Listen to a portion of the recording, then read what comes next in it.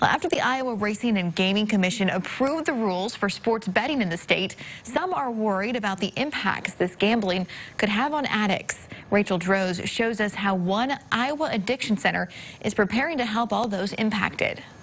In a matter of weeks, you'll be able to place bets on sports from the convenience of your phone.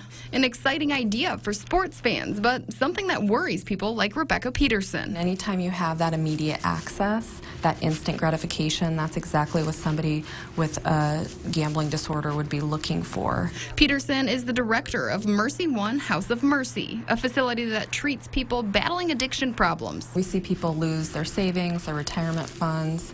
People end up in divorce or separating from their family because of the chaos that can be caused. There are measures in place to prevent addictions from starting, such as safeguards and mobile apps, where you can set limits on how much you bet and how often you can view the app. The rules require a cooling off period, so it's not a situation where somebody can establish those limits and then decide they want to immediately change those. They have to wait. But Peterson worries that's not enough. That measure would be helpful for somebody who's already acknowledged that they have a gambling disorder. What that won't help is the individual who hasn't quite recognized that they have a disorder, who will continue to seek greater and greater measures to gamble. So how do you know if you're addicted? Signs include lying about how much you're betting, stealing to bet more, and trying to win back all that you've lost. If somebody does have a gambling disorder, I'd really encourage them to seek out counseling.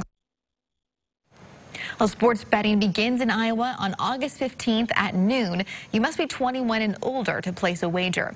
So far, Grand Falls Casino in Larchwood and the Wild Rose Casino in Emmitsburg are the only two businesses in Siouxland to get the green light on sports betting. The Hard Rock Casino is looking to get approval for their sports book at the IRGC meeting later this month. You can check out a full list of approved casinos on our website right now, SiouxlandProud.com.